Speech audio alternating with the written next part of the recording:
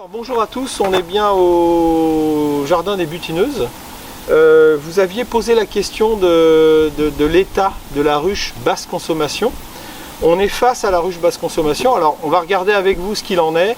On est aujourd'hui le 10 septembre 2025, donc on va regarder. Alors quand même ce que je voulais préciser avant de commencer, c'est que la ruche basse consommation, elle dépend beaucoup malgré tout, comme disaient Jean Riondet et Damien Mérite. Elle dépend beaucoup de la colonie et de la génétique de la colonie. Et si vous vous rappelez de l'épisode en question sur l'installation de la colonie, celle-là c'est entre guillemets une abeille sauvage, c'est-à-dire qu'on l'a récupérée dans un tronc d'arbre en octobre 2024, donc elle ne va pas forcément répondre à une génétique qui va être propice à une ruche basse consommation. Cela dit, on va regarder avec vous, j'en ai deux sur à peu près 50 ruches, j'ai deux ruches basse consommation. Et on va regarder l'état. Je sais que ce n'est pas exceptionnel. Je vais vous dire ce qu'il en était aussi cet été, puisque c'est une ruche qui a fait très peu de miel d'été. Et on a un youtubeur aussi qui nous a dit qu'il fallait que les cadres soient alignés entre la hausse à miel cet été et le corps de ruche. C'est vrai que ce n'était pas tout à fait le cas. Il a complètement raison. Mais au-delà de ça, ils ont eu beaucoup de mal à monter dans la hausse à miel. Et on considère, voilà, j'ai marqué qu'elle a fait 2 cadres pleins de miel, c'est-à-dire quasiment rien cet été et au printemps. On la regarde, on est début septembre, on va jeter un coup d'œil sur cette fameuse ruche basse consommation.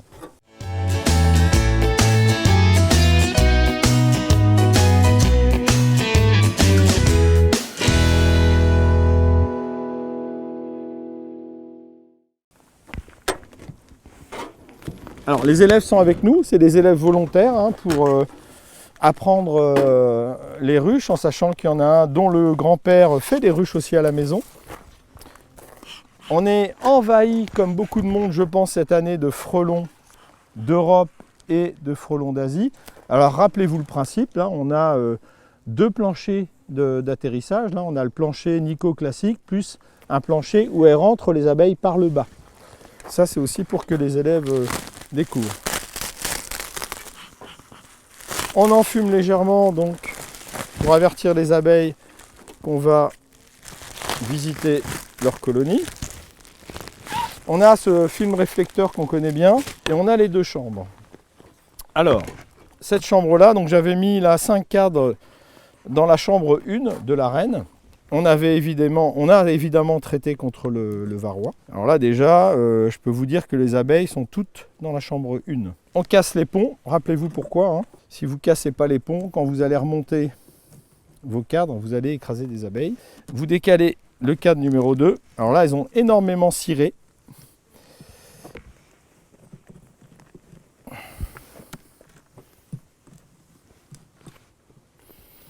À savoir si c'est plein de miel au niveau de la chambre numéro 2. Donc là, on a un cadre à épaulement que je n'aime pas trop, je les élimine petit à petit. Voilà, là il y a des réserves. Tout ça, c'est du miel. Et là, ça brille, c'est du nectar. Ce 10e cadre, alors si je ne compte pas les partitions, ça fait 10-2. Le 8e cadre, le 3e de la chambre 2 est plein de réserves. Il n'y a pas de souci au niveau réserve cette année. J'ai arraché un peu de miel ici puisqu'il y avait des ponts. Et là, sur un tiers du cadre, c'est vide. Mais il pèse son poids, il y a quand même pas mal de miel. Donc au niveau réserve, on est plutôt pas mal. Deuxième cadre de la chambre 2. Vous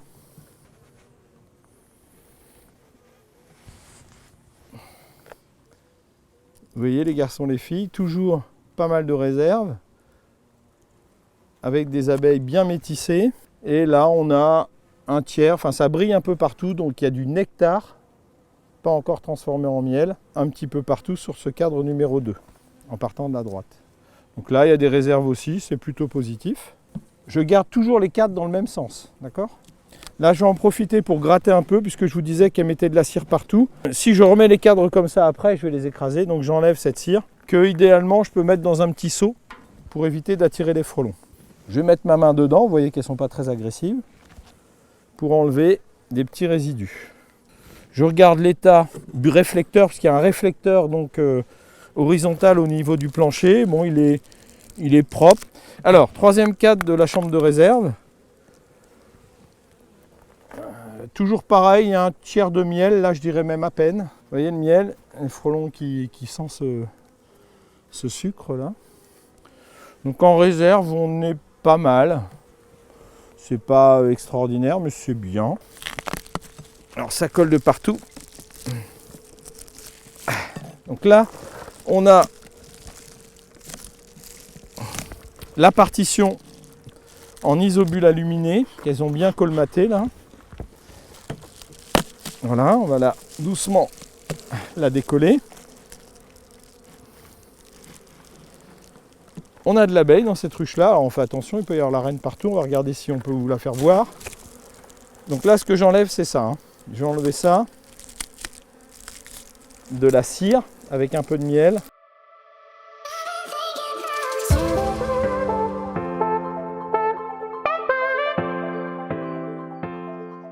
J'ai tout prévu, même de me laver les mains.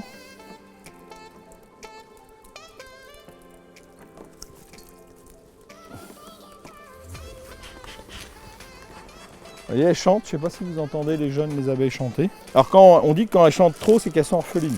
Bon, là, elles ne devraient pas être orphelines. Alors, la chambre 1, qui selon la méthode est remplie de couvain, bah moi j'ai jamais eu cette totalité de couvain sur cet essaim pris dans la nature, hein. J'insiste bien parce que forcément c'est pas un essaim sélectionné pour le coup, donc ça n'a pas fonctionné comme la méthode le préconise.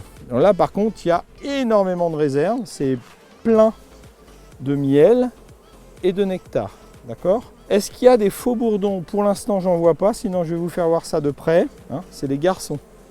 Est-ce qu'il y a la reine? Normalement, la reine, elle n'est pas là où il y a du miel, elle est là où il y a du couvain. Ce cadre-là, avec un peu de pollen aussi,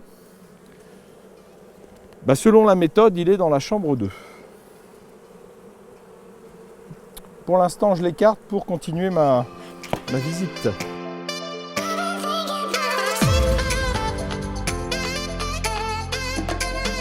Est-ce qu'il y a du couvain? Est-ce qu'il y a des bébés? Ah bah oui. Est-ce que vous les voyez? Est-ce que vous voyez le couvain?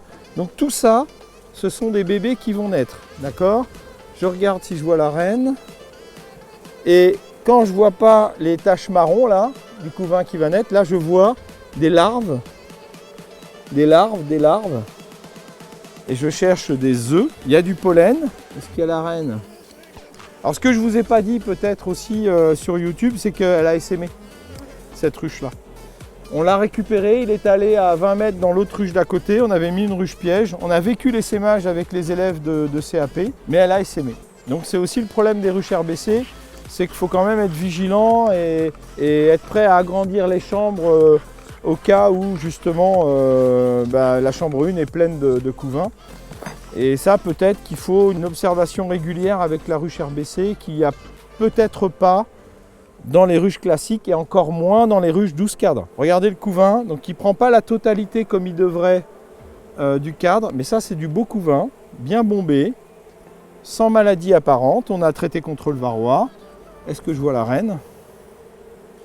Il y a du miel, il y a ce qu'il faut en miel, il y a ce qu'il faut en pollen. Est-ce que je vais trouver la reine 2025? Donc là je suis sûr par contre que c'est une reine 2025. Il fait à peu près 21 degrés sous abri. Et on lève la ruche au moins quand il fait 14-15 degrés. Si possible sans vent. Bon là il n'y a pas trop de vent, on est à l'abri avec la forêt.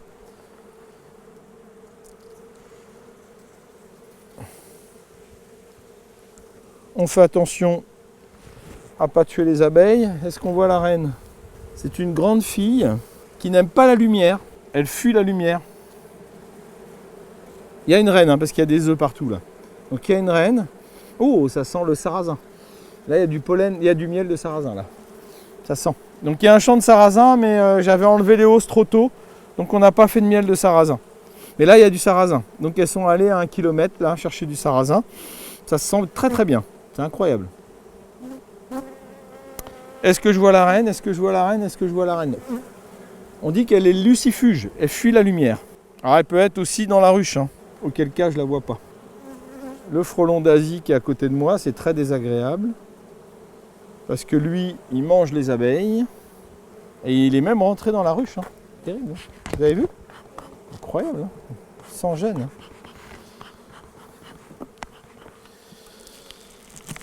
Hein. Alors je ne cherche pas forcément à voir la reine, mais enfin, pour des élèves qui, pour certains, n'ont jamais ouvert une ruche, ça peut être rigolo et pédagogique de voir la reine. La reine, la reine, la reine, la reine. Bon, déjà, il y a une reine, je vous ai dit, il y a des œufs, donc il y a une reine. Là, on la verra peut-être tout à l'heure avec... voilà, il y a des œufs partout. Donc normalement, elle devrait être là. Mais elle se cache, elle peut être dans la boîte. Et bah, dans ce cas-là, forcément, je peux la chercher longtemps, elle n'est pas là. Si on la voit, on la marque d'un point de couleur qui est normalement le bleu pour dire que elle est de 2025. Donc le bleu reviendra en 2030, logiquement. Alors moi, c'était un petit peu l'énigme que je vous avais donnée dans le dernier épisode. Hein. C'est que j'achète autant de vernis, enfin en tout cas je préconise aux amateurs qui ont des ruchers de 10 ruches d'acheter autant de vernis qu'ils ont de ruches sur le site. Comme ça, ils peuvent se rendre compte de quelle ruche va essaimer. C'était ça la question de la dernière fois. Si vous avez cette ruche, vous prenez 7 vernis à ongles. Il y en a dans les brocantes pas chères. Moi, je les ai achetés 50 centimes, 1 euro. Et ça me permet d'avoir une reine rose, une reine bleue, une reine violette. Et je ne fais plus attention au code universel. Bon, évidemment, si j'ai 20 ou 30 ruches sur le même site, bah, je suis obligé de faire attention au code. Ça, c'est sûr. Voilà. Donc, la ruche va plutôt pas mal. Mais par rapport à ce que j'espérais à l'épisode quand on parle de la ruche RBC, bah là, il s'aimait. Donc forcément, ça a cassé l'objectif de cette ruche. Je vous rappelle, hein, l'objectif de cette ruche, c'est de se rapprocher du tronc naturel où habitent les abeilles pour avoir un confinement contre le chaud l'été et le froid l'hiver qui soit en faveur du bien-être de ces hyménoptères. Donc là, ça n'a pas fonctionné chez nous, mais encore une fois, on n'a que 2 ruches en RBC. Et celle-là, c'est celle qu'on a filmée la dernière fois. Donc on va remettre en place la chambre 1, doucement, avec les lèvres de mes cadres partitionnés qui touchent au corps de ruche. Celui-là, je vais le nettoyer un peu. Alors après, moi je dis souvent, quand arrive le mois d'octobre, ça ne sert à rien de nettoyer les ponts. Elles vont en refaire et ça les aide à passer d'un cadre à l'autre pour aller chercher de la nourriture. Donc ça ne sert à rien. Mais là, vu que je bouge tout, ça sert à quelque chose. Du couvain, du miel, du pollen. Bon voilà, elle va plutôt pas mal pour une ruche avec une reine de l'année. Est-ce que les élèves, vous avez des questions vous sur ça? Parce que je sais que... Oui, est-ce que vous avez peur? Ouais, vous êtes équipés, vous êtes en sécurité. Mais vous voyez aussi que quand on est calme, et en général, j'ai toujours eu des élèves très calmes au rucher, elles vous attaquent pas. Hein, personne n'est venu taper dans votre voile. Il suffit de manipuler doucement. Et on a des abeilles, même sauvages entre guillemets, qui vont bien quoi. Alors là, il n'y a plus de couvain. Donc je vais les laisser sur 4 cadres en chambre 1. Et je vais laisser la nourriture sur la chambre 2. Donc un cadre bien plein de nourriture. Et je vais remettre dans l'ordre. Alors la nourriture dans l'ordre, c'est un peu moins grave, mais il faut qu'il y ait du pollen quand même à proximité. Et puis après, c'est aussi la période, en septembre-octobre, où on peut se débarrasser des cadres. Par exemple, celui-là, c'est le cadre d'origine dans l'arbre, quand on avait récupéré avec Lorenzo à 1 kilomètre dans la forêt les seins. Vous avez vu, il a été filé et il est de mauvaise qualité, on voit les fils. La reine, elle pondra jamais sur des fils comme ça. Donc celui-là, je veux m'en débarrasser. Qu'est-ce que je peux faire? Je vais le mettre complètement en rive. Donc je vais faire ça, regardez. Autre chose, vous vous rappelez de ma boîte à outils la dernière fois? J'avais une fourchette. À quoi sert la fourchette? Alors si je ne l'ai pas, j'ai l'air bête. Mais je l'ai, normalement. Je vais gratter ce miel-là du cadre que je veux me débarrasser. Je le gratte à la fourchette. A few moments later. Ah, tu vois, pas complètement fou encore ce prof-là. Merci monsieur Julien. Je vais gratter avec ma fourchette, obliger les abeilles à se débarrasser normalement du miel que j'ai désoperculé. Et elles vont le mettre ailleurs ou elles vont le manger. Comme ça, dans 1 semaine ou 2, je pourrai retirer ce cadre-là. Alors, je fais voir pour la caméra, enfin je pense que tout le monde a compris le principe. Donc là, je désopercule. Ce cadre est trop vieux, je vais l'éliminer. C'est l'époque pour éliminer les cadres, pour préparer les cadres à éliminer pour l'année 2026. On a toujours une longueur d'avance. Donc là, je vais désoperculer à ma façon. Je le mets là. Et dans 1 semaine, vous m'y faites penser, on va retirer ce cadre-là et on va mettre une partition. D'accord ? Il y a 2 chambres partitionnées. Déjà, il est à épaulement et moi, j'aime pas les cadres à épaulement. Et ensuite, il est très vieux puisqu'il a été filé dans la forêt il y a 1 an et 1 mois. Voilà un petit peu la ruche RBC. Chez nous, ça n'a pas été une réussite. Mais voilà, vous l'avez en direct. C'est le problème des ruches RBC, c'est que c'est bien confiné. Ça peut effectivement permettre aux abeilles de ne pas avoir trop chaud l'été ou trop froid l'hiver. Alors en l'occurrence là, elle s'est bien développée, mais même trop vite. Et la vieille reine a essaimé. Ça, c'est aussi un essaim qui n'était pas d'une génétique reconnue.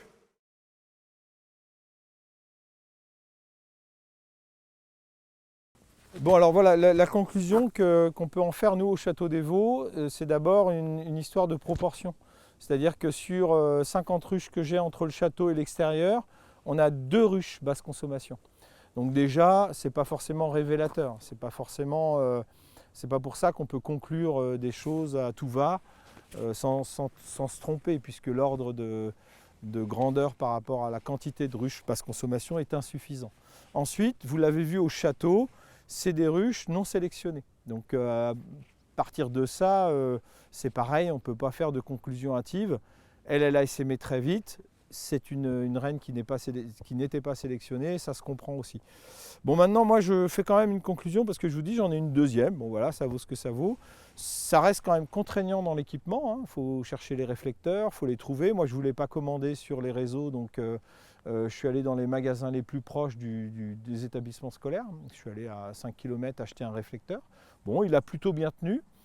L'isolant pareil, le toit blanc, bon, ça se fait plutôt pas mal. Mais moi j'en conclus cette chose-là, c'est qu'il faut quand même visiter régulièrement ce genre de ruche basse consommation. Au-delà de la contrainte de la fabrication de cette ruche, avec un double plancher, l'ouverture à la scie sauteuse qu'on fabrique sur le plancher numéro 2, enfin au-dessus du plancher Nico. Donc il y a des contraintes, pour faire simple, de construction de cette ruche basse consommation. Il faut faire les partitions. Bon, maintenant on utilise tous des partitions au-delà de la ruche basse consommation. Et puis après, je dirais qu'il faut être quand même assez fréquemment au rucher. Il faut quand même les visiter assez régulièrement pour gérer cet espace entre couvain et réserve. Voilà, donc par rapport à ce que ça me demande en préparation et le fait de simplement partitionner une ruche classique, je ne suis pas complètement convaincu, mais c'est à mon niveau. Et puis ce que je voulais dire aussi, c'est que par contre nous au château, on a quand même ce que font beaucoup d'amateurs qui ont 5, 6, 10 ans d'expérience. C'est-à-dire qu'on va chercher de temps en temps, ou on ne refuse pas une colonie qui est récupérée chez un ami parce qu'on commence à être connu et qui nous demande de sauver les abeilles dans son poirier ou dans son pommier au mois de mai parce qu'il a un essaim. Donc on récupère ces abeilles-là, on les soigne immédiatement avec l'acide oxalique contre le varroa. Ça, on fait ça tout de suite, on les met même parfois en quarantaine. Et puis après, ruche basse consommation, pour nous c'est un peu compliqué, quoi. C'est ça l'idée. Vous l'avez vu aussi, la petite technique de nous qui sommes proches de vous amateurs qui avez des ruches en quantité limitée, c'est le vernis à ongles qu'on trouve donc à des prix intéressants, hein. Voilà, un petit vide-grenier dans le coin et 50 centimes le vernis. Donc ça peut être vraiment intéressant parce que parfois, quand elles essaiment en même temps et que vous avez 10 ruches, vous ne savez pas trop laquelle a essaimé. Vous ne savez pas trop celle qui est derrière, là, entre les deux du fond, est-ce que c'est la ruche A, la ruche B. Donc en mettant un vernis sur votre reine, rose, bleu, jaune, violette, et sans faire attention au code universel, vous pouvez savoir exactement si elle est partie de telle ou telle ruche. Même si normalement ça se voit en quantité d'abeilles, mais là c'est une petite astuce pas chère pour vraiment marquer vos reines. Après, si vous voulez, on vous fera voir comment marquer les reines sans l'abîmer, en la prenant bien par le thorax. On peut s'entraîner sur des faux bourdons. On demandera peut-être aux jeunes de le faire. Le problème maintenant, ça va être de trouver des faux bourdons, puisqu'il y en a encore dans quelques ruches, mais pas dans toutes les ruches. Bon, alors avec Quentin et les élèves qui sont fréquemment avec nous, on voulait vraiment vous remercier aussi parce qu'on voit qu'on est de plus en plus suivis. Il y a quelques questions maintenant qui émanent aussi et qui nous stimulent. Donc on voulait vraiment vous remercier pour ça et puis vous inciter à continuer à poser plein de questions, à nous remettre en question aussi. Il n'y a pas de souci, on est là pour ça. Et partagez les vidéos, likez-les, enfin faites au mieux pour qu'on soit de plus en plus connus. Merci encore.